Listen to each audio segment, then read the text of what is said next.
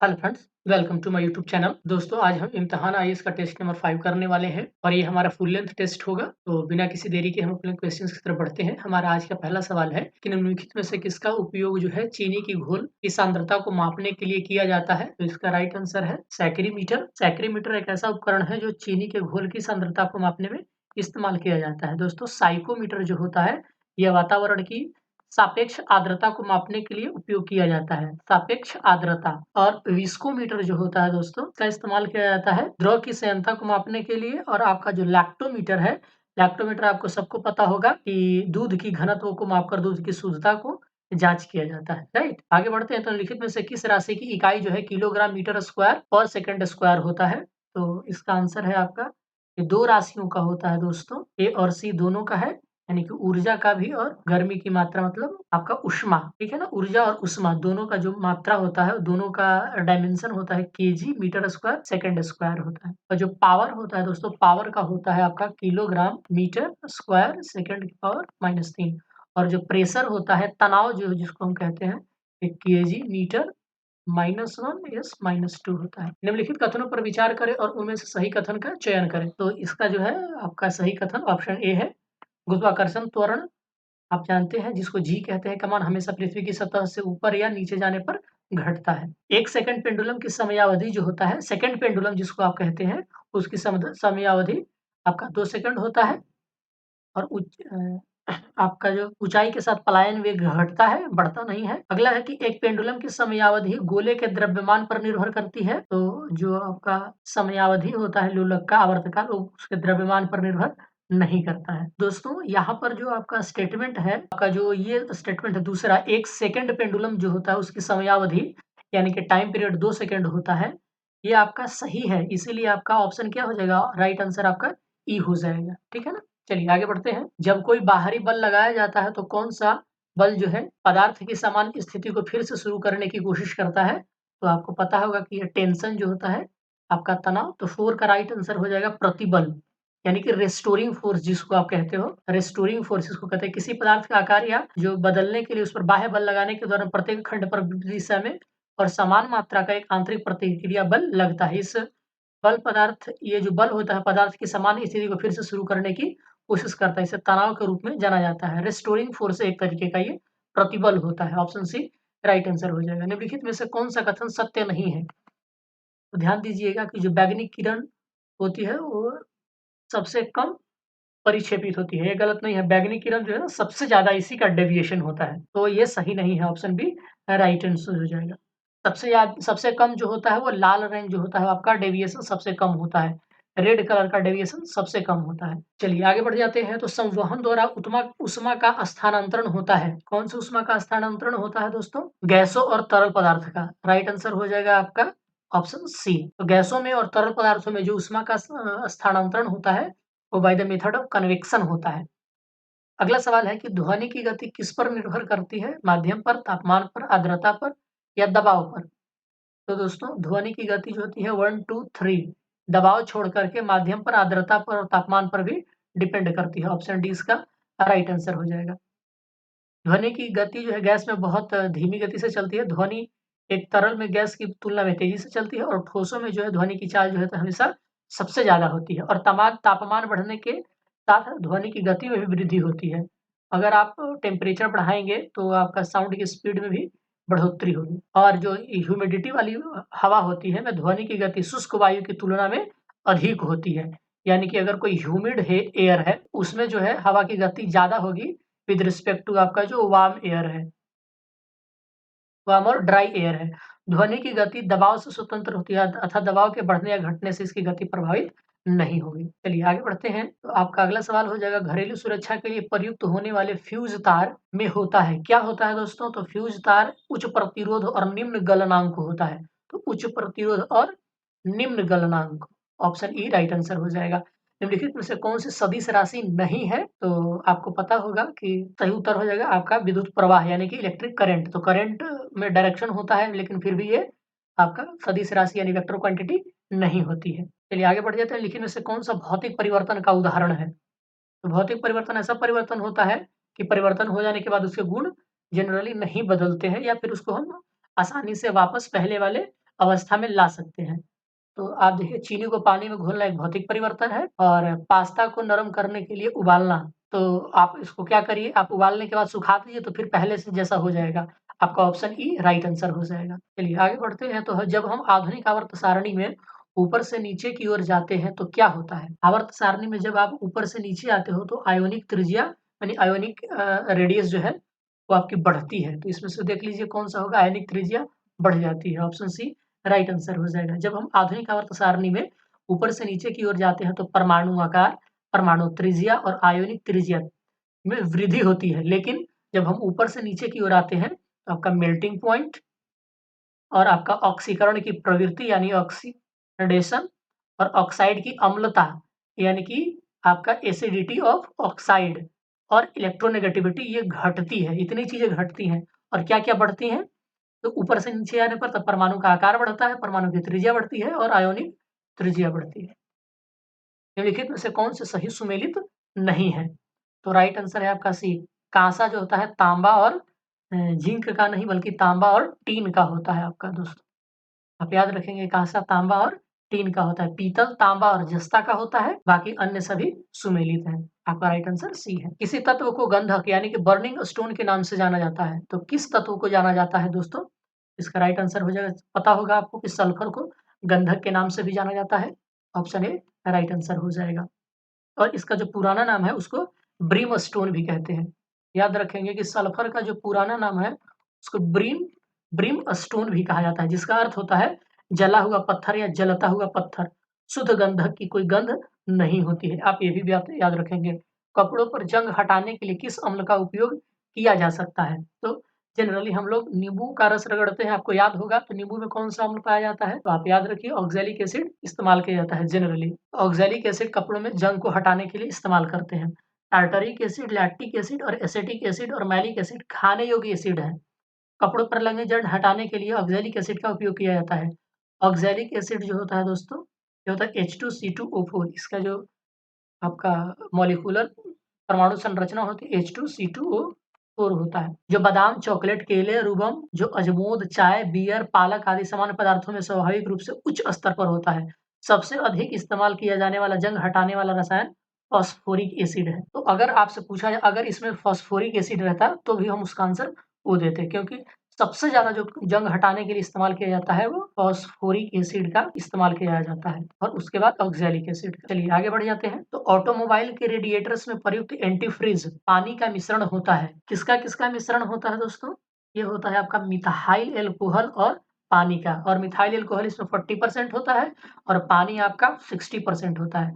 पानी आपका 60 प वाटर 60% और आपका मिथाइल अल्कोहल 40% होता है और इसका रेडिएटर्स में एंटीफ्रीज के तौर पे इस्तेमाल किया जाता है। अल्कोहलिक पेय जैसे कि बियर, वाइन, व्हिस्की आदि में एथेनॉल मौजूद होता है, इसलिए इसे अल्कोहल पानी पीना भी कहा जाता है।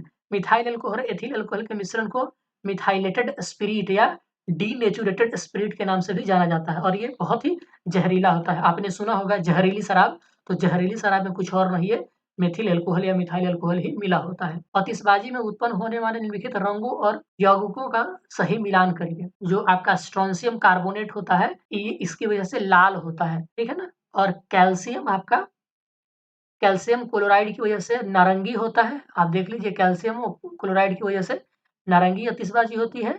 सोडियम नाइट्रेट की वजह से पीली होती है। सोडियम नाइट्रेट की वजह से पीली होती है और आपका बेरियम क्लोराइड की वजह से हरा होता है। बेरियम क्लोराइड की वजह से हरा होता है और बच गया आपका कॉपर क्लोराइड, तो इसकी वजह से नीला होता है। अब देख लीजिए ए का 4 और आपका बी का 1, ए का 4, बी का 1 और सी का 2 तो ऑप्शन आ जाएगा राइट डी। ठीक है दोस्तों 4 1 2 3। चलिए आगे बढ़ते हैं। तो हमारा अगला सवाल हो जाएगा निम्नलिखित में से कौन-सा यौगिक परिरक्षकों के रूप में इस्तेमाल नहीं किया जाता है? तो दोस्तों सल्फर हेक्साफ्लोराइड का इस्तेमाल नहीं किया जाता है। इसका सही आंसर हो जाएगा आपका ऑप्शन डी। तो सोडियम बेंजोएट आपको पता होगा एक प्रिजर्वेटिव के रूप में इसका इस्तेमाल किया जाता है खाद्य पदार्थों को काफ़ी दिनों तक रखने के लिए सही रूप से माने आपको खराब नहीं होने देगा आपको। सोडियम नाइट्रेट एक सामान्य परिरक्षक है, इसका उपयोग बेकन, डेली मीट और जर्की सहित ठीक किए गए मांस उस उत्पादों में किया जाता है। किसका? तो सोडियम नाइट्रेट का। ये जनरली मीट पदार्थों को संरक्षित करने के लिए किया जाता है। और सल्फर डाइऑक्साइड का उपयोग जो है सूखे फलों के परिरक्षक के रूप में, वाइन मेकिंग में, रेफ्रिजरेटर आदि के रूप में किया जाता है। और सल्फर हेक्साफ्लोराइड का उपयोग जो है दोस्तों, ये विद्युत उद्योग में उच्च वोल्टता के उपकरणों में इस्तेमाल किया जाता है। अन्य मुख्य उद्योगों में मैग्नीशियम की ढलाई के लिए अक्रिय रूप में, अछूत ग्लेजिंग खिड़कियों के लिए एक अक्रिय गैस भरने के रूप में इसका इस्तेमाल किया जाता है। सल्फर हेक्साक्लोराइड का तो बैटरी में होता है, जिनके जो पोटेंशियल होती है, वोल्टेज होती है, वो हाई वोल्टेज वाले जितने बैटरी है उसमें सल्फर हेक्साफ्लोराइड का इस्तेमाल किया जाता है। रेडियोलॉजिकल यानी कि विकिरण चिकित्सीय परीक्षण से पहले रोगी को निम्नलिखित में से कौन सा घोल पीने का निर्देश दिया जाता है? तो इसका राइट आंसर है बेरियम सल्फेट। तो रेडियोलॉजिकल परीक्षण में तरल निलंबन प्रौद्योगिकी का इस्तेमाल किया जाता है, जो मुख्य रूप से बेरियम का घुलनशील मिश्रण होता है। जब रोगी को बेरियम युक्त सफेद रंग का पेय दिया जाता है, तो यह शरीर के अंदर जठरांत संबंधी मार्ग की दीवारों से चिपक जाता है, जिससे परीक्षक के दौरान परीक्षक को स्पष्ट जानकारी मिलती है। स्पर्मोलॉजी किसका अध्ययन करता है? तो बीजों के अध्ययन को हम लोग स्पर्मोलॉजी कहते हैं, ठीक है ना? एंथोलॉजी जो है फूलों और फलों का का अध्ययन होता है, और पोमोलॉजी वनस्पति विज्ञान का अध्ययन होता है, ठीक है ना? तो फूलों और फलों का अध्ययन क्या कहलाता है आपका? एंथोलॉजी। और विज्ञान और आपका पोमोलॉजी है, वो कहलाता है फल की खेती। फल की खेती को हम लोग कहते हैं, एक बार ध्यान से सुन लेंगे, फल की खेती को कहते हैं पोमोलॉजी, ठीक है? और आपका एंथोलॉजी फूलों के अध्ययन को कहते हैं। आगे बढ़ जाते हैं, तो किस रक्त कोशिका में केंद्रक अनुपस्थित होता है?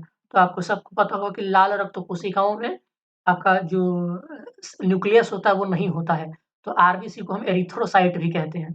तो एरिथ्रोसाइट आपका सही आंसर हो जाएगा। तो एक स्वस्थ व्यक्ति के में औसतन जो है 5 मिलियन से लेकर के 5.5 मिलियन तक आरबीसी होता है, और आरबीसी का जो आपका जीवन काल होता है 20 से लेकर के 120 दिन के आसपास तक होता है, और इसका जो निर्माण है वो आपका अस्थि मज्जा में पाया जाता है। और जो स्तनपायी लाल रक्त कोशिकाएं होती है, उनमें ना तो नाभिक होता है और ना ही माइटोकॉन्ड्रिया होता है, याद रखेंगे। आरबीसी में आपका माइटोकॉन्ड्रिया भी नहीं होता है, किसके आरबीसी में? तो मैमल्स के आरबीसी में नहीं होता है, और माइटोकॉन्ड्रिया भी नहीं होता है। लेकिन आपके पास 2 एक्सेप्शन है, तो आपका कैमल और लामा 2 ऐसे एनिमल्स हैं, ऐसे स्तनपायी है जिनके आरबीसी में न्यूक्लियस पाया जाता है, याद रखेंगे।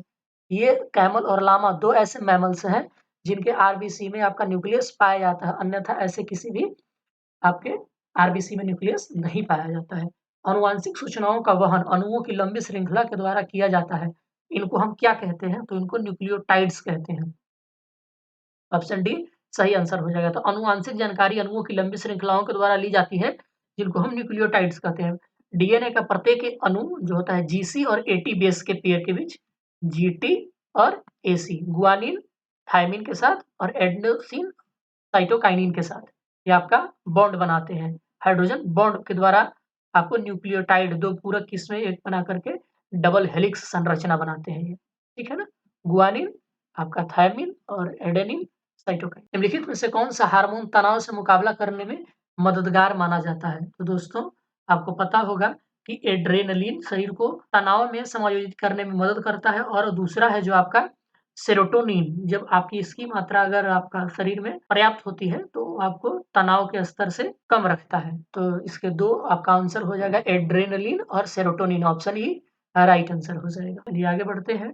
तो घातक रक्त अल्पता लाल रक्त कोशिकाओं की कमी है, जो किसके कारण से होता है? तो विटामिन बी12 की कमी से होता है आपका रक्ताल्पता। तो विटामिन बी12 का नाम क्या है दोस्तों? तो ये कोबलामिन होता है, और विटामिन बी2 का नाम राइबोफ्लेविन होता है, और इसकी कमी से होता है हाइपरमिया और चेलेसिस होता है। और आपका विटामिन बी3 का नाम है नियासिन, और नियासिन की कमी से पेलाग्रा होता है, ठीक है?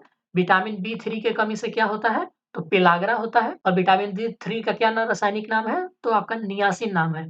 और विटामिन बी2 इसको कहते हैं हम राइबोफ्लोविन, और इसकी कमी से क्या होता है? तो हाइपरमिया और चेलोसिस होता है। निम्नलिखित में से कौन-सा अवशेषी अंग है? तो दोस्तों ये हो जाएगा आपका बुद्धिदांत, ऑप्शन डी राइट आंसर हो जाएगा। तो अवशेषी अंगों को आमतौर पर उन संरचनाओं के रूप में विभाजित किया जाता है जिन्होंने अपना मूल विकासवादी कार्य जो है खो दिया है। पहले मतलब इस्तेमाल होता था, लेकिन अब के इंसानों में इसका कोई इस्तेमाल नहीं होता है। एक कील एक पंजे की तरह केराटिनाइज्ड प्लेट होती है, जो उँगलियों और पैर की उँगलियों के शीर्ष पर पाई जाती है।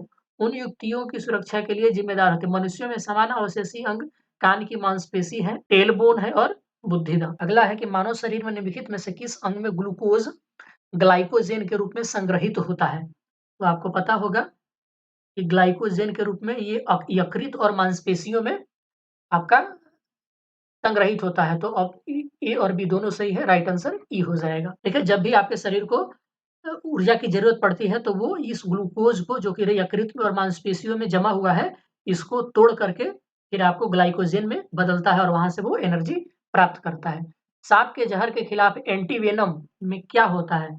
तो दोस्तों, एंटीवेनम जो है, ये राइट आंसर हो जाएगा सी, एंटीबॉडी। तो स्नेक एंटीवेनम एक ऐसी दवा है जो जहरीले सांपों के द्वारा काटने के इलाज के लिए इस्तेमाल किया जाने वाला एंटीबॉडी से बना होता है। यह एक प्रकार का एंटीवेनम है। यह एक जैविक उत्पाद है जिसमें आमतौर पर एक मेजबान जानवर जैसे कि घोड़े या भेड़ से प्राप्त विष को बेअसर करने वाले एंटीबॉडी होते हैं। निम्नलिखित में से कौन सी ग्रंथि जन्म के समय बड़े आकार की होती है लेकिन उम्र बढ़ने के साथ आकार में कम हो जाती है? तो थाइमस एक ऐसी ग्रंथि है जो जन्म के समय बड़ा तो होता है लेकिन उम्र बढ़ने के साथ-साथ इसकी जो आकार है वो छोटा होते जाता है। थाइमस ग्रंथि छाती में फेफड़ों के बीच आपका जो उरोस्थी होता है उसके पीछे स्थित होता है। थाइमस जो है सफेद रक्त कोशिकाओं को टी लिम्फोसाइट की जिसको कि टी कोशिकाएँ भी कहते हैं, ये बनाता है। थाइमस क्या बनाता है? तो टी टाइप का लिम्फोसाइट बनाता है। ये शरीर के इम्यून सिस्टम का आपका अहम हिस्सा होता है जो संक्रमण से लड़ने में हमें मदद करता है। तो राइट आंसर हो जाएगा थाइमस। एक तालाब पारिस्थितिकी तंत्र में खाद्य श्रृंखला शुरू होती है, तो किससे शुरू होती है?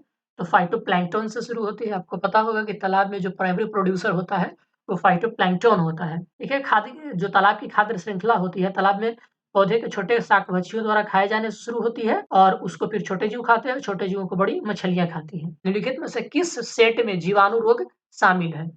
तो डिप्थीरिया, कुष्ठ रोग और प्लेग, ये सब आपके जीवाणु से होने वाले बीमारियां हैं। तो देख लीजिए, डिप्थीरिया, कुष्ठ रोग और प्लेग। तो जीवाणु संक्रमण कौन-कौन किस-किस से होता है? तपेदिक होता है, एंथ्रेक्स होता है, टेटनस होता है, निमोनिया होता है, हैजा होता है, मेनिंजाइटिस होता है, डिप्थीरिया होता है, कुष्ठ रोग होता है और प्लेग होता है। ये आपका जीवाणु से होने वाले यानी बैक्टीरियल डिजीज हैं। और वहीं अगर वायरल डिजीज की अगर हम बात करें तो आपका हो जाता है चिकन पॉक्स और आपका रिंगवॉर्म यानी दाद, इन्फ्लुएंजा, एड्स, खसरा, कंठमाला और आपका हेपेटाइटिस, ये आपका वायरल डिजीज है, राइट? चलिए आगे बढ़ जाते हैं। तो निम्नलिखित में से कौन-सा पादप हार्मोन का उदाहरण नहीं है?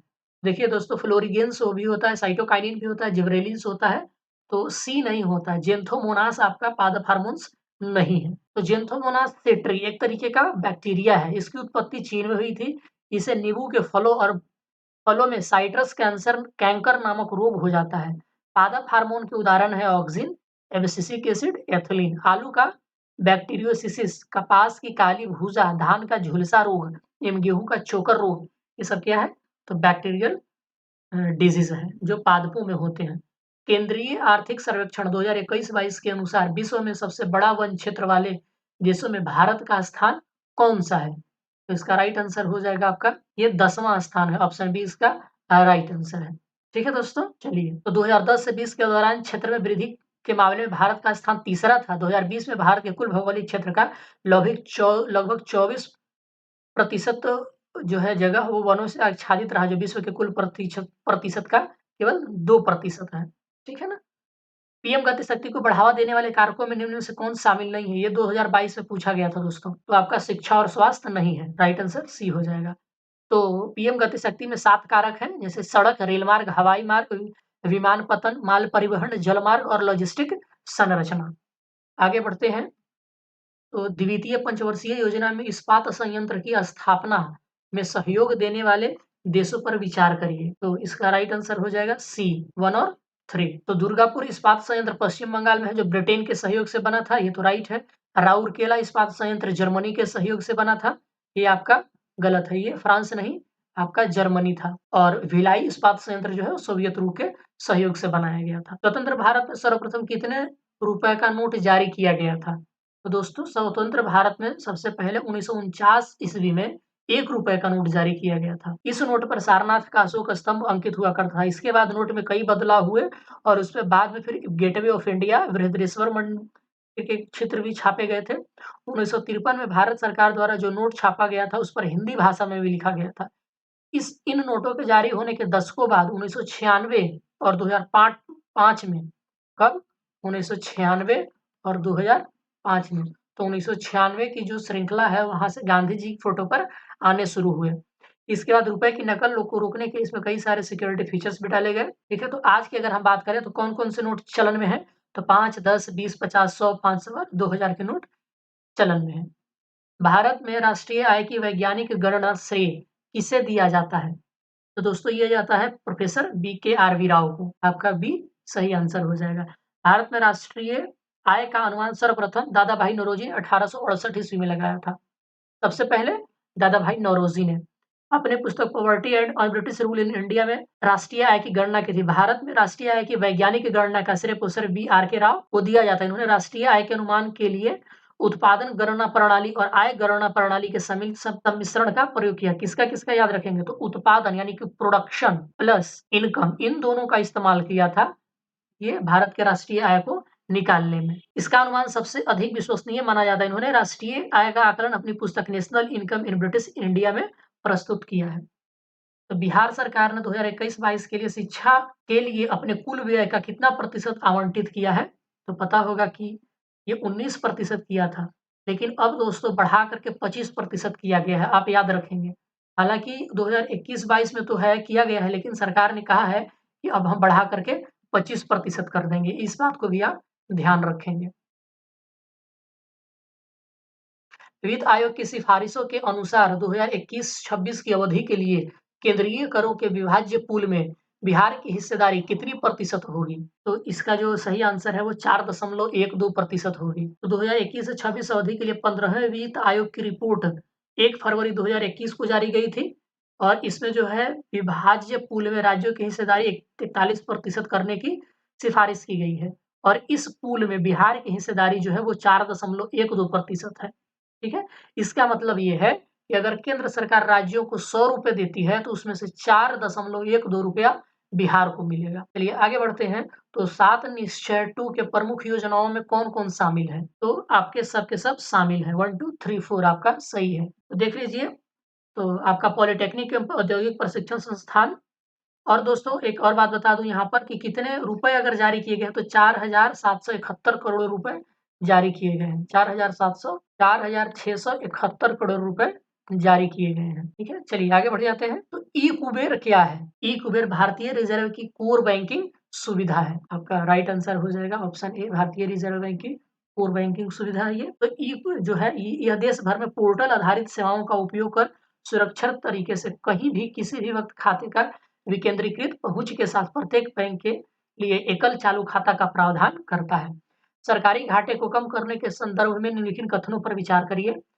तो सरकारी घाटे को कम करने के लिए करों में वृद्धि और व्यय में कटौती जैसे राजकोषीय उपाय सरकार के द्वारा किया जाता है। राइट आंसर आपका 1 और 2 हो जाएगा। चलिए आगे बढ़ते हैं। तो मनरेगा कार्यक्रम जो है वो अन्य रोजगार कार्यक्रमों से अलग है, क्योंकि दोस्तों यह रोजगार की एक योजना ना होकर के एक कानूनी व्यवस्था है, क्योंकि पता होगा ये जो है रोजगार गारंटी एक्ट के थ्रू आया था ये, तो इसका राइट आंसर है आपका डी। ये रोजगार की एक योजना ना होकर के कानूनी व्यवस्था है। तो महात्मा गांधी रोजगार गारंटी योजना का शुभारंभ 2 फरवरी 2006 को आंध्र प्रदेश के अनंतपुर ग्राम से किया गया था और जो है इसमें एक सदस्य को वर्ष में कम से कम 100 दिन का अकुशल श्रम वाले रोजगार की गारंटी दी जाती है, कम से कम 100 दिन का। शून्य आधारित बजट क्या है?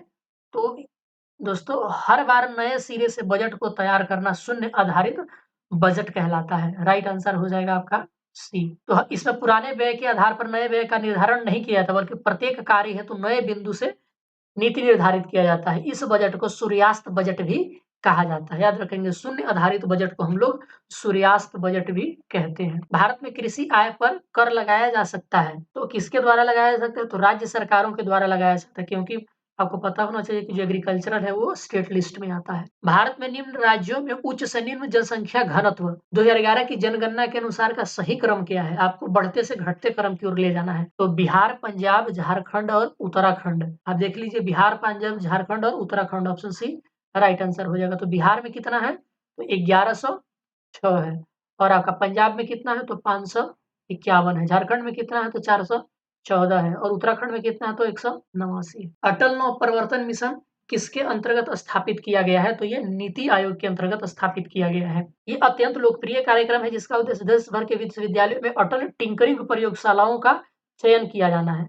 प्रयोगशाला और अटल इनक्यूबेशन केंद्रों के माध्यम से नव प्रवर्तन यानी कि एंटरप्रेन्योरशिप को बढ़ावा दिया जाएगा। एक संवैधानिक पीठ का गठन किया जा सकता है। तो किसके द्वारा किया जा सकता है? तो दोस्तों एक जो संविधान पीठ होता है, सर्वोच्च न्यायालय की एक पीठ होती है जिसमें 5 या उससे अधिक न्यायाधीश शामिल होते हैं। हालाँकि इन पीठों का गठन नियमित तौर पर नहीं होता है। तो संविधान पीठ का आधार जो होता है वो आर्टिकल 145 का 3 है। आर्टिकल 145 का सब क्लॉज 3 के तहत यदि किसी मामले में संविधान की व्याख्या से संबंधित कानून का पर्याप्त प्रश्न शामिल हो, अगर राष्ट्रपति अनुच्छेद 143 के तहत कानून या तथ्य पर सुप्रीम कोर्ट की राय मांगते हैं तो इसका गठन किया जा सकता है। ठीक है? तो इसका राइट आंसर क्या हो जाएगा आपका? 1 और 2 सही है। और अगला है, आप सुन लीजिए, एक उसमें और भी है। तो जब 2 न्यायाधीशों की पीठ और बाद में 3 न्यायाधीशों की पीठ एक ही मुद्दे पर परस्पर विरोधी निर्णय देती है, तब भी आपका ये गठित होता है। भारत में डी.वाई. चंद्रचूड़ 21 संविधान पीठों का हिस्सा रहे हैं जो देश के में सबसे ज़्यादा है। ठीक है? चलिए,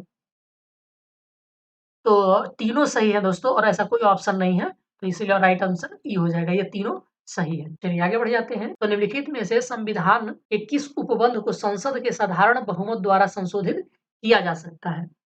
तो सची छठी अनुसूचित जनजातीय क्षेत्रों का प्रशासन ये साधारण बहुमत के द्वारा किया जा सकता है। तो राइट आंसर हो जाएगा आपका ए। यह सदन में उपस्थित और मतदान करने वाले 50% से अधिक सदस्यों के बहुमत को संदर्भित करता है। राज्यसभा में उपसभापति को आर्टिकल 67 का बी को प्रभावी बहुमत से हटाया जाता है। राष्ट्रपति का निर्वाचन और संसद में राज्यों का प्रतिनिधित्व संबंधी उपबंध को अनुच्छेद 368 के अनुसार विशेष बहुमत प्लस साधारण बहुमत द्वारा 50% राज्य अनुसमर्थन के से संशोधित किया जा सकता है। राज्यसभा के संदर्भ में निम्नलिखित में से कौन-सा कथन सही नहीं है? तो राज्यसभा में बिहार की सीटों की संख्या 14 जो कि गलत है, 14 नहीं बल्कि 16 है। तो राज्यसभा की अधिकतम संख्या कितनी है? तो आपको पता होगा कि 250 है और केवल 3 केंद्र शासित प्रदेश दिल्ली, पुडुचेरी और जम्मू कश्मीर में राज्यसभा का प्रतिनिधित्व है। और राज्यसभा का गठन कब हुआ था? तो 3 अप्रैल 1952 को हुआ था, ये भी आप याद रखेंगे। 3 अप्रैल 1952 को। और जो आपका राज्यसभा का पहला सत्र था वो 13 मई 1952 को हुआ था। चलिए आगे बढ़ते हैं।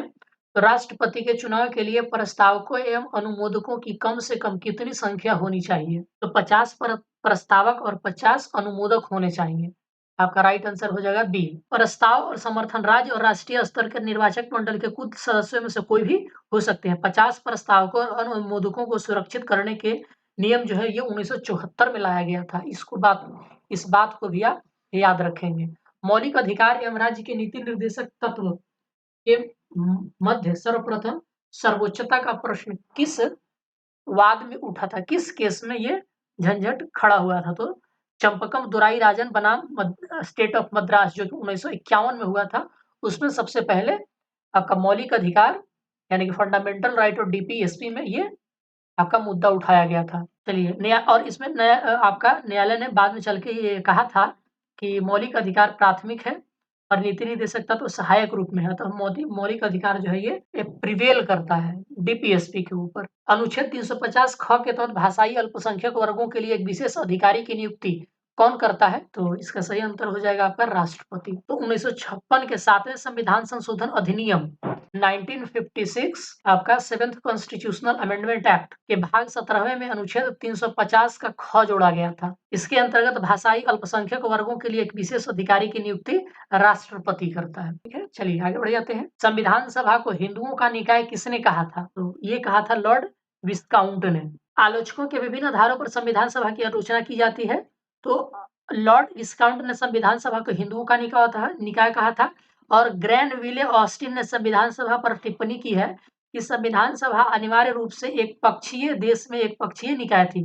संविधान सभा कांग्रेस थी और कांग्रेस भारत थी।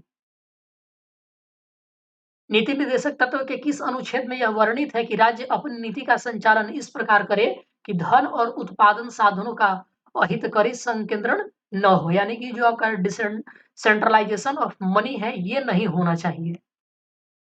तो इसका जो आंसर है दोस्तों वो है 39 का ग। तो 39 के क में क्या है, तो नागरिक पुरुष और महिलाओं को समान रूप से आजीविका के लिए पर्याप्त साधन उपलब्ध करने का अधिकार है।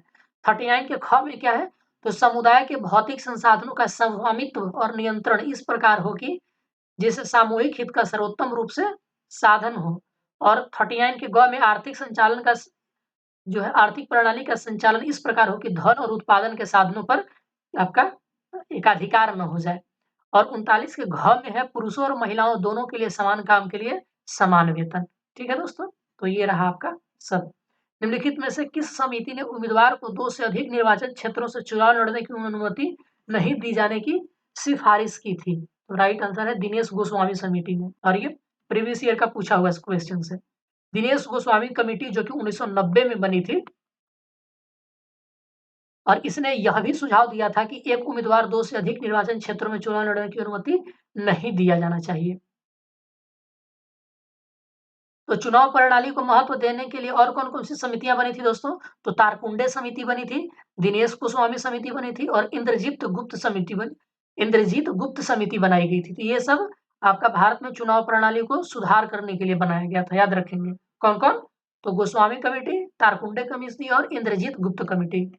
इलेक्टोरल रिफॉर्म से रिलेटेड है ये सब। चलिए आगे बढ़ जाते हैं।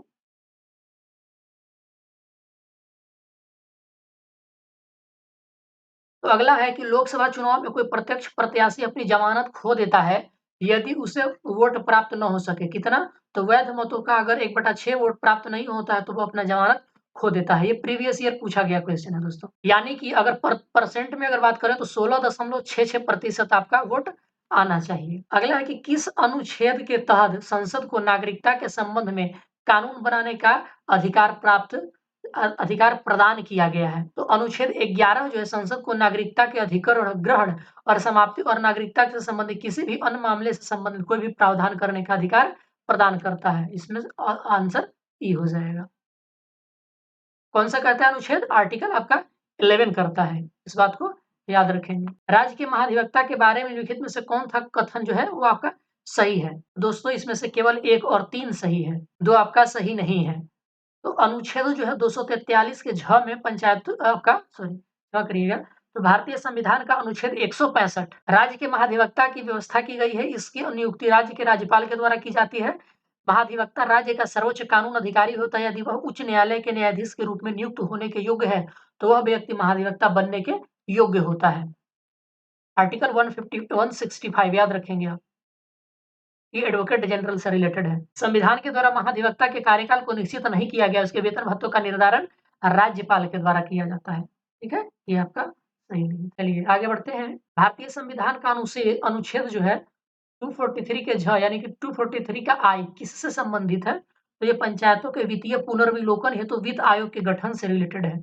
आपका ऑप्शन बी राइट आंसर हो जाएगा। भारत में पहली बार केंद्र सरकार के विरुद्ध लोकसभा में अविश्वास प्रस्ताव कब लाया गया था? तो 1963 में लाया गया था।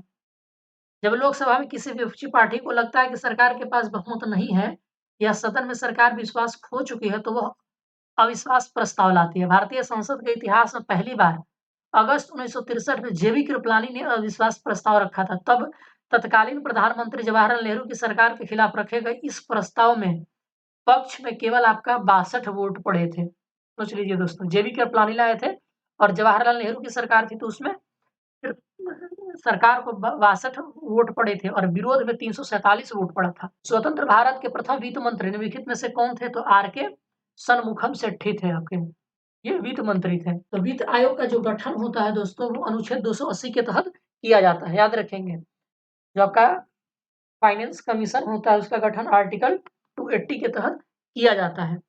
आर के शनमुख शेट्टी स्वतंत्र भारत के प्रथम आपका वित्त मंत्री थे और प्रथम रेलवे मंत्री एवं परिवहन मंत्री जॉन मथाई और रक्षा मंत्री आपका सरदार बलदेव सिंह थे। लियाकत अली अंतरिम सरकार में वित्त मंत्री थे। ठीक है, चलिए तो निम्नलिखित में से सूची को आपको मिलाना है। तो देखिए, तबाकत-ए-नसीरी मिन्हास उस सिराज, ये तो सबको पता होगा। तारीख-ए-फिरोज शाही जियाउद्दीन बरनी ने लिखा है ये, और तुज़क-ए-बाबरी बाबर ने लिखा है, और अफ़साना-ए-शाही शेख कबीर ने लिखा है। तो देख लीजिए, फर्स्ट का बी और आपका सेकंड का सी, फर्स्ट का बी, सेकंड का सी और थर्ड का ए, फोर्थ का डी। आपका ऑप्शन बी राइट आंसर है। ए होल इंस्क्रिप्शन किसके द्वारा लिखा गया था? तो चालुक्य शासक पुलकेशिन द्वितीय का द्वारा लिखा गया था ये ए होल इंस्क्रिप्शन। और उनके दरबारी कवि कौन थे? रवि कीर्ति। तो रवि कीर्ति के द्वारा ये लिखा गया था। रवि कीर्ति किसके दरबार में रहते थे? तो चालुक्य राजा पुलकेशिन द्वितीय के दरबार में रहते थे। समुद्रगुप्त की प्रयाग प्रशस्ति की रचना हरिसेन ने करी थी। तो इसका राइट आंसर हो जाएगा आपका ऑप्शन सी, रवि कीर्ति ने। और रवि कीर्ति किसके दरबार में रहते थे? पुलकेशिन द्वितीय के दरबार में, आप याद रखेंगे। आपका पूरा पाषाण काल के औजारों की खोज सबसे पहले किसने की थी? तो रॉबर्ट ब्रूसफूट ने 1863 ईस्वी में पूरा पाषाण उपकरणों की खोज करने वाले भारत के पहले व्यक्ति थे। पल्लवरम में पहले पूरा पाषाण शिल्प की खोज की गई थी 1863 ईस्वी में, रॉबर्ट बुशफ्रूट। और कहाँ खोज की दोस्तों? पल्लावरम, जो कि तमिलनाडु में आपका पड़ता है। गुप्त काल में अपहरत भूमि किस प्रकार की भूमि होती थी? तो दोस्तों, आपका जो अपहरत भूमि होती थी वो जंगल या वन भूमि होता था। तो आपका सही आंसर हो जाएगा ऑप्शन ए। तो गुप्त काल में भूमियों का जो वर्गीकरण था वो 5 श्रेणियों में बांटा गया था। तो क्षेत्र भूमि कहते थे दोस्तों, आपका खेती युक्त भूमि को क्षेत्र भूमि कहते थे। और विशाल भूमि, जो रहने योग्य भूमि था, उसको हम विशाल भूमि कहते थे। और गपथ सारा चारागाह भूमि होता था। गपथ सारा आपका चारागाह भूमि होता था। और बंजर भूमि जो थी वो खिला भूमि कहलाती थी। सत्य कथन का चयन करना है। आपका करसापण मौर्य काल में ढाले गए सोने के सिक्के थे। कमल और बैल का संबंध बुद्ध के जन्म से है। द्वितीय जैन संगति में 12 अंगों का संकलन किया गया था। अजंता की गुफा संख्या 17 को चित्रदीर्घा कहा जाता है। आपको इसमें से सत्य की पहचान करना है। तो जो करसापण चांदी के सिक्के थे दोस्तों, ये सोने के सिक्के नहीं थे, याद रखेंगे। मौर्य काल के दौरान सोने के चांदी के सिक्के थे। और निष्क जो है वो आपका सोने का सिक्का था। ये चांदी का सिक्का था और सोने का सिक्का कौन था? तो निष्क था मौर्य काल में। और पाटलिपुत्र में प्रथम जैन संगति के दौरान जन साहित्य के 12 अंगों का संकलन और 2 संप्रदायों का विभाजन हो गया था। ठीक है, तो इसका आंसर हो जाएगा आपका ऑप्शन ई। कोई ऐसा ऑप्शन आपका था नहीं, क्योंकि 3 आपका सही है। दिल्ली सल्तनत के दौरान किस जोड़ी का शासन सबसे लंबा और सबसे छोटा था? तो जो आपका सबसे छोटा था किसका, आपको पता होगा। राइट आंसर आपका हो जाएगा सी, ऑप्शन तुगलक और खिलजी। तो दोस्तों, गुलाम वंश 1206 से 1290 तक रहा था। खिलजी 1290 से 1320 तक रहा था। तुगलक 1320 से 1414 तक रहा था। सैयद जो है 1414 से 1451 तक रहा था। लोधी 1451 से 1526 ईस्वी तक रहा था। चंदेरी का युद्ध कब लड़ा गया था? तो चंदेरी का युद्ध आपको लड़ा गया था 29 जून 1528 ईस्वी को, जिसमें बाबर विजयी हुआ था। बाबर द्वारा जीते गए अन्य युद्ध कौन कौन से? तो पानीपत का युद्ध 21 अप्रैल 1526 ईस्वी को, पानीपत का युद्ध। और आपका 6 मई 1529 को घाघरा का युद्ध हुआ था। और 17 मार्च 1527 को खनवा का युद्ध हुआ था। ठीक है, ये घाघरा है और ये आपका चंदेरी का युद्ध है। और पानीपत का युद्ध 21 अप्रैल 1526 को। निम्नलिखित में से आपको मिलान करना है। अवध किसके लिए जाना जाता था? तो अवध जो है सआदत खान के लिए जाना था। अवध से रिलेटेड कौन थे? सआदत खान थे। हैदराबाद से कौन रिलेटेड थे? तो चिंकलीज खान या निजाम उल मुल्क आसफ खान। तो चिंकलीज खान हैदराबाद से थे। रुहेलखंड का संबंध किससे था? तो वीर दाऊद या अली मोहम्मद खान से इनका संबंध था रुहेलखंड का। और कर्नाटक सदाउतुल्ला खान से था। राइट आंसर आपका हो जाएगा 1 का 2, 2 का 3, 3 का 4। राइट आंसर आपका हो जाएगा option A, B C D A. Tulsidas ने रामचरितमानस की रचना किस भाषा में की थी? तो दोस्तों, ये अवधी भाषा में की गई है। और इनका जो जन्म काल है ये अकबर के समकालीन माने जाते हैं। 1532 से 1623 ईस्वी के आसपास इन्होंने इनका जीवन जो काल था। और इन्होंने कौन-कौन सी किताबें लिखी? तो आपका गीतावली, कवितावली और विनय पत्रिका जैसी किताबें इन्होंने लिखी है।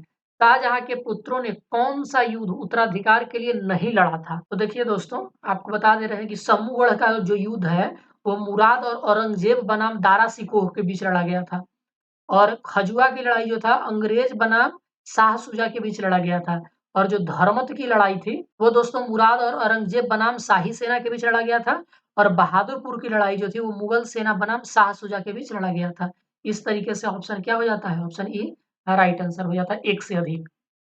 पंचायती राज व्यवस्था लागू करने वाला मिथिला का पहला शासक कौन था? तो कर्नाट वंश के 50 वर्षों के शासन को मिथिला के इतिहास का स्वर्ण युग कहा जाता है और नान्यदेव इसके संस्थापक थे और इसके 2 पुत्र थे, मल्लदेव और गंगदेव। तो गंगदेव मिथिला में पंचायती राज प्रणाली की शुरुआत करने वाले पहले व्यक्ति थे। ऑप्शन ए सही आंसर हो जाएगा। नान्यदेव कर्नाट वंश की स्थापना करी थी इन्होंने। अकबर ने किस वर्ष बिहार को अपना प्रांत बनाया था? तो राइट आंसर हो जाएगा आपका, ये देखिए दोस्तों 1576 ईस्वी में किया था, लेकिन आक्रमण जो है 1574 ईस्वी में किया था इन्होंने। आपका जो दाऊद खान कर्रानी को दबाने के लिए अकबर ने 1574 ईस्वी में बिहार आया और हाजीपुर के किले पर कब्जा कर लिया था। मिथिला के शासक को हरा दिया। उसने 1580 में बिहार को एक प्रांत का दर्जा दिया। अकबर के कुल 12 प्रांत थे। ठीक है। आपको बता दें, अगर आपसे पूछा जाए कि अकबर जब बिहार में आक्रमण किया था तो उस समय बिहार के राज्यपाल या बिहार के शासक कौन थे? उस वक्त था दोस्तों दाऊद खान करानी। अंग्रेजों ने बिहार में अपना पहला कारखाना कहाँ स्थापित किया था? ध्यान से पढ़िएगा, अंग्रेज लिखा हुआ है। तो अंग्रेजों ने अपना पहला कारखाना जो 1620 ईस्वी में आलमगंज में स्थापित किया था, लेकिन यह 1621 ईस्वी में बंद हो गया था। डचों ने अपना पहला कारखाना जो है 1632 ईस्वी में पटना कॉलेज में स्थापित किया था। तो इसका राइट आंसर हो जाएगा आपका आलमगंज, अंग्रेजों ने। पटना कॉलेज में किसने? तो डचों ने आपका स्थापित किया था 1632 ईस्वी में, और ये आलमगंज में अंग्रेजों ने 1620 ईस्वी में, लेकिन 1621 में ये बंद हो गया था। दानापुर में 1857 के विद्रोह में किस रेजिमेंट ने भाग नहीं लिया था? तो जुलाई 1857 के महीने में दानापुर के 3 रेजिमेंट 7वीं, 8वीं और 40वीं ने विद्रोह किया था और बाद में बाबू कुंवर सिंह भी इसमें शामिल हो गए। तो 7वीं, 8वीं और 20वीं राइट आंसर हो जाएगा आपका। 18वीं और 24वीं नहीं था, ऑप्शन ई। बिहार को बंगाल से अलग करने की बात अंग्रेजों ने अपने राजपत्र में कब प्रकाशित की थी? तो 22 मार्च 1912 को की थी। राइट आंसर हो जाएगा आपका डी। 22 मार्च 1912 को ब्रिटिश सरकार ने बिहार को अलग करने के लिए एक राजपत्र में सूचना प्रकाशित की थी। इस आधार पर बिहार के मुख्यमंत्री नीतीश कुमार ने 2010 से 22 मार्च को बिहार दिवस के रूप में मनाना शुरू किया। आपसे ये भी पूछा जा सकता है कि जो बिहार दिवस है कब से मनाया जाता है? तो याद रखेंगे ये 2010 से मनाया जाता है। कब? तो आपको मनाया जाता है 22 मार्च को। याद रखेंगे बिहार दिवस कब से मनाया जाता है? 2010। जो लिविंग प्लैनेट रिपोर्ट है ये किस संस्था के द्वारा जारी किया जाता है? तो दोस्तों लिविंग प्लैनेट रिपोर्ट जो है वो आपका ये ए और बी दोनों के द्वारा जारी किया जाता है, यानी कि world wide fund for nature और जूलॉजिकल सोसाइटी ऑफ लंदन, ये दोनों के संयुक्त प्रयास से जारी किया जाता है। राइट आंसर ई हो जाएगा। तो world wide fund for nature and zoological society of London द्वारा संयुक्त रूप से प्रकाशित की जाती है। वर्ष 2022 की ताजा लिविंग प्लैनेट रिपोर्ट 5 अक्टूबर 2022 को विश्व भर में जारी की गई थी। इस ताजा रिपोर्ट के अनुसार 1970 से 2018 की अवधि में पृथ्वी पर जीव जंतुओं की संख्या में 69% की गिरावट आई है। ये रिपोर्ट आया है 2022 में, इसके द्वारा ये कहा जा रहा है। चलिए आगे बढ़ते हैं। हमारा अगला सवाल है कि 36वें राष्ट्रीय खेलों में किस राज्य टीम ने सर्वाधिक स्वर्ण पदक जीता है? तो इसका राइट आंसर हो जाएगा डी, सेना ने जीता है। तो आयोजन कहाँ हुआ था? गुजरात में हुआ था। शुभंकर क्या था? तो सावज था आपका 36वें राष्ट्रीय खेलों का। और पदक तालिका में सेना 21 स्वर्ण के 35 रजत और 32 कांस्य कुल 128 पदकों के साथ शीर्ष पर रहा था। दूसरे नंबर पे महाराष्ट्र रहा था आपका और तीसरे नंबर पे हरियाणा रहा था आपका। सर्वश्रेष्ठ पुरुष और महिला खिलाड़ी साजन प्रकाश और हसिका रामचंद्र को घोषित किया गया था। सर्वश्रेष्ठ पुरुष साजन प्रकाश और सर्वश्रेष्ठ महिला खिलाड़ी हसिका रामचंद्र को। किस हवाई अड्डे पर दिसंबर 2022 में भारत में सबसे बड़े बिजनेस जेट टर्मिनल और देश के पहले चार्टर्ड गेटवे का उद्घाटन किया गया? तो केरल के मुख्यमंत्री पी विजयन ने 10 दिसंबर 2022 को कोचीन इंटरनेशनल एयरपोर्ट लिमिटेड में देश के पहले चार्टर गेटवे बिजनेस गेट का टर्मिनल का उद्घाटन किया। हाँ, तो इसका सही हो जाएगा कोचीन अंतरराष्ट्रीय हवाई अड्डा, केरल में। भारत के पहले drone skilling and training virtual e learning platform का उद्घाटन कहाँ किया गया है? तो केंद्रीय सूचना एवं प्रसारण मंत्री अनुराग ठाकुर जी ने चेन्नई में देश के पहले drone skilling and training virtual e learning platform का उद्घाटन किया है। कहाँ पर? चेन्नई में। किसके द्वारा? तो केंद्रीय सूचना एवं प्रसारण मंत्री अनुराग ठाकुर। डीना बालुआर्टे ने किस देश की पहली महिला राष्ट्रपति का पद ग्रहण किया है? तो पेरू के राष्ट्रपति के रूप में इन्होंने अपना पद ग्रहण किया है। तो उनकी जगह राष्ट्रपति ये बने थे 7 दिसंबर 2022 को। डीना बलुआर्टे देश की पहली महिला राष्ट्रपति हैं। चलिए, उस भारतीय रेडियो टेलीस्कोप का नाम क्या है जिसने खगोलविदों को ब्रह्मांड के चारों ओर आकाशगंगाओं की प्रकृति के बारे में सुराग प्रदान किया है? तो सारस 3 है वो। तो हाल ही में भारत के सारस 3 रेडियो टेलीस्कोप ने खगोलविदों को ब्रह्मांड के आरंभिक तारों और आकाशगंगाओं की प्रकृति के बारे में संकेत प्रदान किए हैं। आरबीआई के खगोलविदों द्वारा आविष्कृत एवं निर्मित सारस 3 रेडियो टेलीस्कोप आवश्यक संवेदनशील तक पहुंचने वाला संपूर्ण विश्व में प्रथम टेलीस्कोप है। 53वें भारतीय अंतर्राष्ट्रीय फिल्म समारोह में किस फिल्म को सर्वश्रेष्ठ फिल्म का गोल्डन पीकॉक अवार्ड से नवाजा गया है? तो ये आई हैव इलेक्ट्रिक ड्रीम्स, इस फिल्म को नवाजा गया है। आयोजन स्थल गोवा था और ये आईसीएफटी और यूनेस्को गांधी पदक जो है वो नारगेसी ईरानी फिल्म को दिया गया है और सर्वश्रेष्ठ अभिनेत्री वाहिद मुबासेरी और सर्वश्रेष्ठ अभिनेत्री जो है ये डिएना मार्न नवारो को प्रदान किया गया है। चलिए आगे बढ़ते हैं। तो मंकी पॉक्स नामक बीमारी को WHO द्वारा क्या नाम दिया गया है? तो इसको नाम दिया गया है एमपॉक्स। राइट आंसर हो जाएगा आपका डी। तो विश्व स्वास्थ्य संगठन ने 29 नवंबर 2022 को मंकी पॉक्स जो बीमारी है उसका नाम एमपॉक्स दिया है ताकि इसके विद्यमान नाम से उत्पन्न भ्रम को दूर किया जा सके।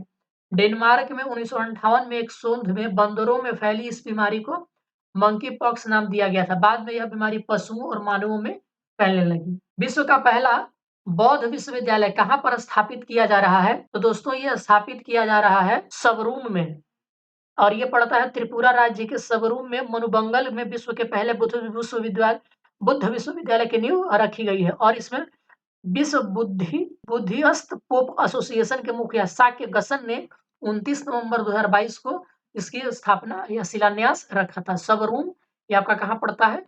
त्रिपुरा में पड़ता है, याद रखेंगे। कब घोषणा की गई है? आधारशिला कब रखी गई थी? तो 29 नवंबर 2022 को। किस राज्य के मुख्यमंत्री ने महाभारत के एक पात्र जरासंध को, जो मथुरा के राजा कंस के ससुर थे, की स्मृति में जरासंध मेमोरियल बनाने की घोषणा की है? तो ये बिहार के मुख्यमंत्री नीतीश कुमार ने मगध के सम्राट जरासंध की स्मृति में राजगीर में जरासंध अखाड़ा एक स्मारक बनाने की घोषणा की है। राइट आंसर आपका ये हो जाएगा। G20 सदस्य देशों के 19वें शिखर सम्मेलन की मेजबानी किस देश के द्वारा किया जाएगा? तो 19वां शिखर सम्मेलन जो कि 2024 में होगा और इसकी मेजबानी आपका करेगा ब्राजील। ये आपका होगा 2024 में और भारत जो है ये आपका कर रहा है 18वां शिखर सम्मेलन को, जो कि 2023 में होने वाला है। और इंडोनेशिया जो है ये आपका 17वां शिखर सम्मेलन जो कि 2022 में हुआ था, इसकी मेजबानी किया था। न्यायमूर्ति धनंजय वाई चंद्रचूड़ का भारत के मुख्य न्यायाधीश के सूची में कौन सा क्रम है? तो दोस्तों ये है 50वें मुख्य न्यायाधीश बने हैं आपके DY चंद्रचूड़। इनके पिता जो थे YV चंद्रचूड़ भी सर्वोच्च न्यायालय के मुख्य न्यायाधीश पर पदासीन रहे थे। तो ये 50वें है। द लाइट वी कैरी पुस्तक के लेखक कौन है? तो ये है आपके मिशेल ओबामा। सुल्तान ए मेमोइर ये वसीम अकरम ने लिखी है और नेक्स्ट इन लाइफ ये आप लिखे हैं जैकरी आर्चर ने और ईस्ट स्टार्ट्स विद अस लिखे हैं कालिन हुवर ने। 32वां बिहारी पुरस्कार से किसे सम्मानित किया गया है? तो इसका राइट आंसर हो जाएगा आपका माधव हाड़ा को। हिंदी के चर्चित साहित्यकार मधु कांकरिया एवं डॉक्टर माधव हाड़ा को क्रमशः 2021 और 22 का 31वां और 32वां बिहारी पुरस्कार दिया गया है। निम्नलिखित में से किस देश की संसद में पहली बार महिला सांसदों की संख्या पुरुष सांसदों से अधिक हो गई है? इसका राइट आंसर है न्यूजीलैंड में। बंगाल की खाड़ी में आए चक्रवाती तूफान सितरंग का नाम किस देश ने दिया है? तो थाईलैंड ने दिया है। अगला है कि नेटवर्क रेडीनेस इंडेक्स 2022 में भारत की रैंक क्या है? तो ये 61वां रैंक है आपका। वाशिंगटन डीसी स्थित पोर्टलैंड्स इंस्टीट्यूट द्वारा विकसित सूचकांक में 131 देशों की सूची तैयार की गई, जिसमें भारत को 2022 में 61वीं रैंक प्रदान की गई है। प्रौद्योगिकी, लोक शासन और प्रभाव जैसे 4 स्तंभों के 58 चरों के आधार पर विकसित इस सूचकांक में देशों की नेटवर्किंग के लिए अपनाई गई तैयारी को परखा जाता है। अंडर 19 विश्व कुश्ती चैंपियनशिप में स्वर्ण पदक जीतने वाले पहले भारतीय पहलवान कौन बने हैं? तो ये बने हैं अमन सहरावत। तो इसमें कोई ऑप्शन नहीं है, ऑप्शन ई राइट आंसर हो जाएगा। तो भारत के अमन सहरावत ने स्पेन में अंडर 23 विश्व कुश्ती चैंपियनशिप में स्वर्ण पदक जीतकर इतिहास रच दिया है। 16 वर्षीय अमन ने इस प्रतियोगिता में स्वर्ण पदक जीतने वाले पहले भारतीय के रूप में अपना नाम दर्ज किया। कैम्ब्रिज डिक्शनरी ने किस शब्द को वर्ड ऑफ द ईयर 2022 के रूप में चुना है? तो ये चुना था दोस्तों होमर को। तो राइट आंसर हो जाएगा आपका ऑप्शन ए। तो डिक्शनरी ने इस शब्द का खुलासा करते हुए कहा कि होमर वैश्विक शब्द गेम सनसनी यानी कि वर्ल्ड वाइड से प्रेरित है। भारतीय सेना की पहली महिला स्काई ड्राइवर कौन बनी है? तो इसका राइट आंसर हो जाएगा आपका लांस नायक मंजू बनी है, ये स्काई डाइवर बनी है ये। उन्होंने एडवांस्ड लाइट हेलीकॉप्टर ध्रुव से 10,000 फुट की ऊंचाई से छलांग लगाया। आपका आर्टेमिस प्रथम मिशन किस ग्रह से संबंधित है? तो ये नासा का एक बहुत ही बड़ा एम्बिशियस मिशन है और ये चंद्रमा से रिलेटेड है। ये 16 नवंबर 2022 को सफलतापूर्वक लॉन्च किया गया था। नासा इस मिशन के जरिए चांद पर ओरियन उपग्रह यान भेज रहा है। अंतरिक्ष यान 42 दिनों में चांद की यात्रा कर वापस लौटेगा। मुफ्त पीरियड प्रोडक्ट्स के लिए कानून लागू करने वाला दुनिया का पहला देश कौन सा बन गया है? तो स्कॉटलैंड। स्कॉटलैंड सरकार ने बताया कि वह पीरियड प्रोडक्ट एक्ट यानी महामारी उत्पाद कानून लागू होते हुए दुनिया की ऐसी पहली सरकार बन गई है जो मासिक धर्म संबंधी उत्पादों का निःशुल्क पहुंच के अधिकार की कानूनी रूप से रक्षा करती है। बिहार के कितने जिला मुख्यालय में सिमुलतला मॉडल स्कूल खोले जाने का प्रस्ताव किया गया है? तो ये सभी जिलों में खोले जाने का प्रस्ताव किया गया। 18 नवंबर 2022 को बिहार के शिक्षा मंत्री प्रोफेसर चंद्रशेखर ने बताया कि शिक्षा में गुणवत्ता में सुधार की दिशा में राज्य में हर जिला मुख्यालय स्तर पर एक सिमुलतला आवासीय विश्वविद्यालय के तर्ज पर स्कूल खोले जाएंगे। किन राज्य ने मुसलमानों को 5 उपसमूहों में स्वदेशी का दर्जा दिया है? तो असम ने ऐसा किया है। असम कैबिनेट ने 5 असमिया मुस्लिम उपसमूहों जैसे कि गोरिया, मोरिया, जुलाहा, देसी और सैयद की पहचान को स्वदेशी असमिया मुस्लिम समुदाय के रूप में मंजूरी दी है। बिहार पृथ्वी दिवस कब मनाया जाता है? बिहार पृथ्वी दिवस 9 अगस्त को मनाया जाता है। Option C right. निम्नलिखित में से कौन सी घटना सबसे पहले हुई है? तो आपका सबसे पहले आप देख लेते हैं सबका। स्वामी कार्यानंद शर्मा ने आर्य समाज की स्वामी दयानंद ने आर्य समाज की स्थापना कब की थी? सबको पता होगा ये 10 अप्रैल 1875 को की थी। दीनबंधु मित्र ने नील दर्पण का लेखन कब किया था? तो 1858-59 में किया था। चंद्र चट्टोपाध्याय ने आनंद मठ का लेखन 1882 ईस्वी में किया था। और आपका इंडियन सिविल सर्विसेज परीक्षा की सफलता सत्येंद्र नाथ टैगोर ने 1868 ईस्वी में पास की थी। तो सबसे पहले कौन हुआ आप देख लीजिए, तो 1858-59 दीनबंधु। ऑप्शन आपका बी राइट आंसर हो जाएगा। भारत में औपनिवेशिक शासन के दौरान शैक्षणिक संस्थाओं के संदर्भ में निम्नलिखित युग्मों पर विचार करना है आपको। इसका राइट आंसर हो जाएगा आपका ऑप्शन बी है इसका आंसर। तो बनारस का संस्कृत कॉलेज जोनाथन डक्कन के प्रस्ताव पर पारित किया गया था। ठीक है, ये आपका गलत है। ये जोनाथन डंकन होगा, विलियम जोन्स नहीं होगा। Calcutta Madrasa governor general Warren Hastings के द्वारा 1780 में स्थापित किया गया था। और फोर्ट विलियम कॉलेज जो है 1800 ईस्वी में लॉर्ड वेलेस्ली के द्वारा स्थापित किया गया था। ये 1800 ईस्वी में और ये 1780 ईस्वी में। आगे बढ़ते थे, इन कथनों में कौन सा चंपारण सत्याग्रह का अति महत्वपूर्ण पहलू है? तो इसका राइट आंसर हो जाएगा ऑप्शन सी। आप इसको ध्यान से पढ़ लीजिए, इसमें कुछ भी समझाने वाली चीज नहीं है। किस अंग्रेज अधिकारी ने पुर्तगालियों को स्वेली के स्थान पर हराया था? दोस्तों ये प्रीवियस ईयर पूछा हुआ क्वेश्चन है और इसका सही आंसर है option B Thomas Best. Thomas West Mughal दरबार में पुर्तगाली प्रभाव घटाने और ब्रिटिश प्रभाव बढ़ाने के उद्देश्य से ईस्ट इंडिया कंपनी ने वर्ष 1612 और 1614 में सिल्ली के युद्ध में पुर्तगालियों को हराया था। किस भारतीय नेता ने लंदन में प्रथम गोलमेज सम्मेलन में भाग लिया था? तो प्रथम गोलमेज सम्मेलन में भाग कांग्रेस ने नहीं लिया था और भाग लेने वालों में मोहम्मद अली, आगा खां, जिन्ना, मुस्फी मजूल हक, मुंजे, जयकर सपुरू, चिंतामणि श्रीनिवास शास्त्री इत्यादि थे। तो आपका सही आंसर हो जाएगा इसमें Maulana Mohammad Ali. Option A right answer है। चलिए आगे बढ़ जाते हैं। तो हो जनजाति विद्रोह ये हुआ था, कब हुआ था दोस्तों? तो हो जनजाति विद्रोह हुआ था आपका छोटा नागपुर में 1820-21 में। सी आंसर सही है। स्वराज पार्टी का गठन की असफलता के बाद हुआ था। किसकी असफलता के बाद हुआ था? तो असहयोग आंदोलन की असफलता के बाद हुआ था। ये सब प्रीवियस ईयर क्वेश्चन पूछे गए हैं दोस्तों।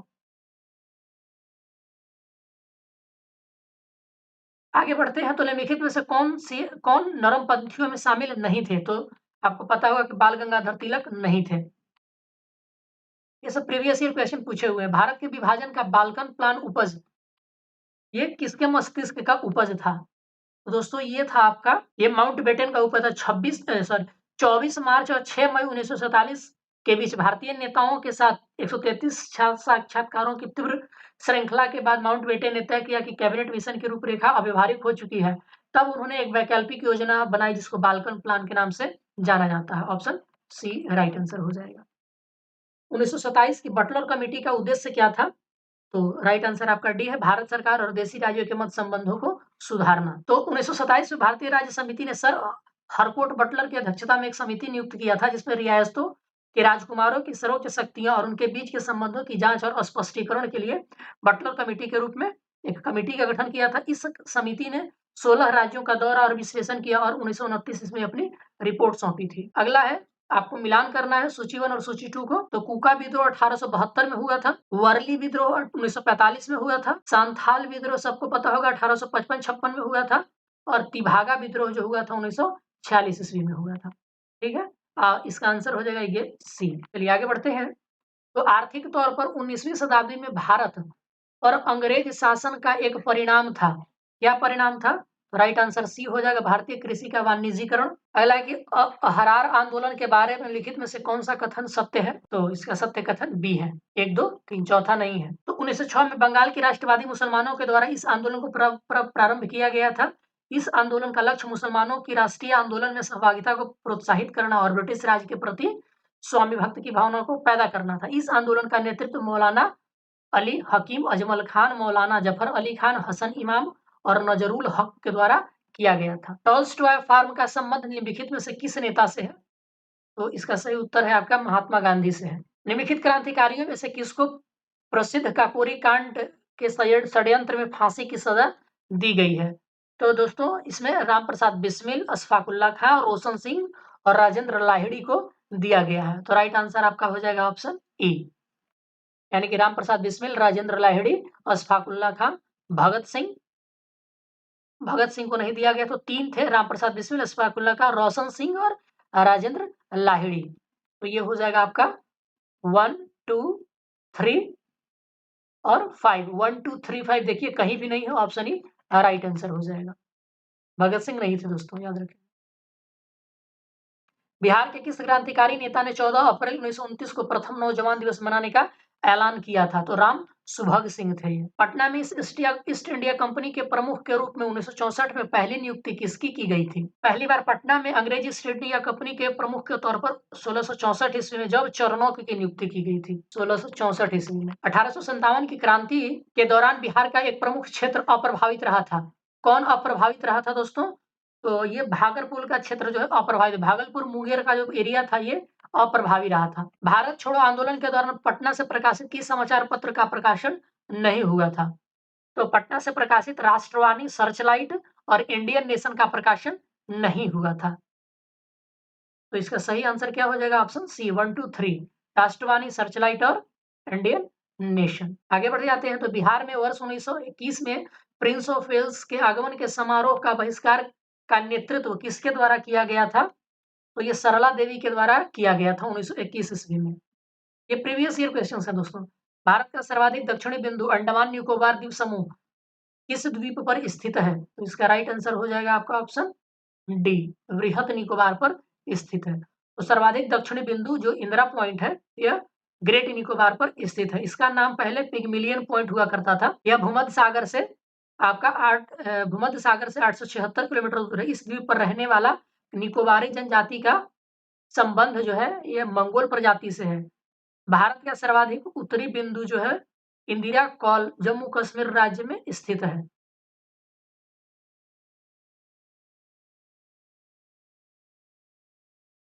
आगे बढ़ते हैं। तो करेवा क्या है? सबको पता होगा दोस्तों, करेवा एक प्रकार की मिट्टी होती है।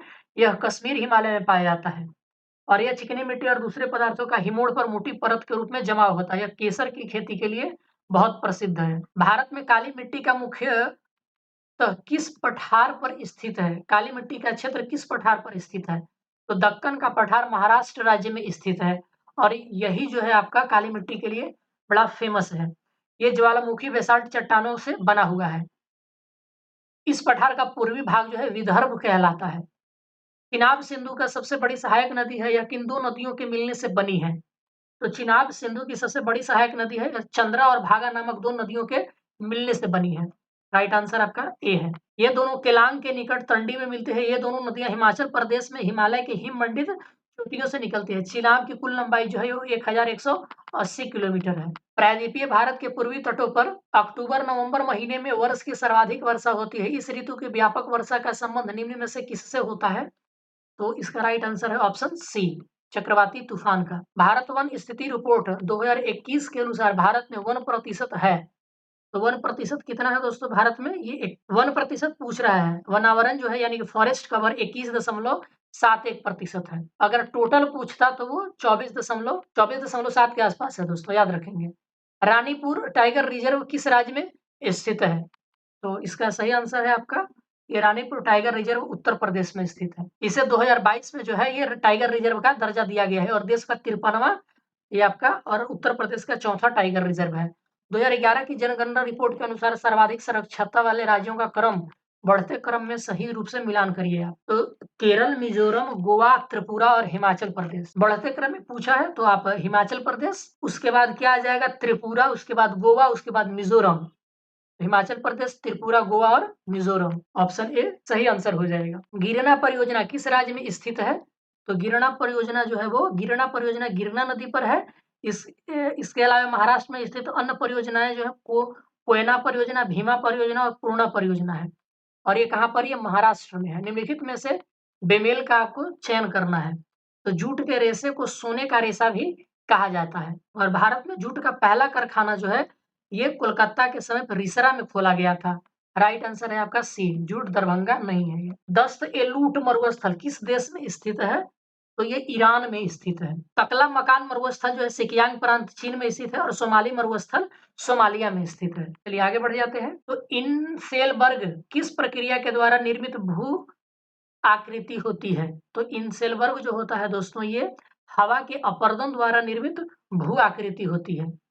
राइट आंसर हो जाएगा आपका पवन। मरुस्थलीय भागों में कहीं-कहीं मुलायम कठोर चट्टानें एक साथ पाई जाती है। यहाँ पवन द्वारा अपरदन कार्य के कारण मुलायम चट्टान अपरदित हो जाती है एवं कठोर चट्टानें खड़े रूप में दिखाई देती हैं। इसे इनसेलबर्ग कहा जाता है। फिलीपींस द्वीप समूह में चलने वाले उष्णकटिबंधीय चक्रवातों को किस नाम से जाना जाता है?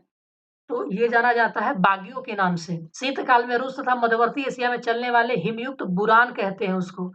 ये किस कहाँ-कहाँ पर है? ये रूस और मध्यवर्ती एशिया में। पवन को पुर्गा के नाम से जाना जाता है और मैस्ट्रो नामक पवन जो है भूमध्य सागरीय क्षेत्रों में चलती है। विषुवतरेखीय प्रदेशों में प्रायः किस प्रकार की वर्षा होती है? तो विषुवतरेखीय प्रदेशों में जो है ये आपका संवहनीय प्रकार की वर्षा होती है। ऑप्शन सी सही आंसर हो जाएगा। अगला आपको मिलान करना है तो डेट्रायट डेयरी उद्योग से है। आपको मिलान करना है कि क्या-क्या है, तो इसका सही आंसर हो जाएगा डेट्रायट जो है आपको पता होगा कि मोटर और वायुयान उद्योग से होता है और ओसाका जो है सूती वस्त्र उद्योग के लिए जाना जाता है और कोपेनहेगन जो है डेयरी उद्योग के लिए जाना जाता है और आपका शेफील्ड जो है वो चाकू उद्योग के लिए जाना जाता है। इसका राइट आंसर ए हो जाएगा। बिहार में विंध्य समूह की चट्टानें किस जिले में पाई जाती है? तो दोस्तों विंध्य समूह की चट्टानें जो है वो रोहतास और कैमूर जिले में पाई जाती है। तो इसका आंसर हो जाएगा ई, एक से अधिक आंसर। निम्नलिखित में से कौन एक पुरानी जलोढ़ मिट्टी होती है? तो कौन सी पुरानी जलोढ़ मिट्टी है? तो बाल सुंदरी मृदा जो होता है ये एक पुरानी जलोढ़ मृदा होती है। इसमें चूने की मात्रा 30% से अधिक होती है। इस प्रकार की जो प्रकृति है क्षारीय तथा रंग हल्का भूरा या सफेद होती है। इस मिट्टी में केला एवं लीची के बागान मुख्यतः रूप से पाए जाते हैं। लोकायन निम्न में से किसकी सहायक नदी है? तो इसका राइट आंसर हो जाएगा फल्गु नदी की सहायक नदी है, आप याद रखेंगे। तो फल्गु एक मौसमी नदी होता है, ये छोटानागपुर के पठार से निकलती है। इसकी कुल लंबाई जो है 235 किलोमीटर है। इस नदी को बोधगया के निकट मोहना नदी के मिलने के बाद ही मुख्यतः फल्गु की संज्ञा दी जाती है। तो जब इस नदी में जो कि लोकायन नदी है, इसमें कौन सी नदी मिलती है? मोहना नदी और इसके बाद इस नदी का नाम फल्गु पड़ जाता है। बिहार में कुल क्षेत्रफल का लगभग कितना प्रतिशत कृषि योग्य भूमि होता है? दोस्तों ये होता है बिहार में लगभग 80% से अधिक कृषि योग्य भूमि होती है। वाल्मीकि नेशनल पार्क की स्थापना किस वर्ष की गई थी? 1989 ईस्वी में किया गया था। अब 41 से लेकर के 50 तक यहाँ पर मैथ के क्वेश्चंस है, तो मैं इसका सिर्फ आंसर बता देता हूँ। तो इसका आपका आंसर बी है, इसका आंसर आपका ए है, इसका आंसर भी आपका ए है और इसका आंसर आपका डी है। 45 का आंसर भी आपका सी है और 46 का आंसर आपका सी है। दोस्तों, अगर वीडियो आप लोगों को पसंद आ रहा है, आपके लिए फायदेमंद है, तो प्लीज इस वीडियो को शेयर करना ना भूलिए। राइट आंसर ई है।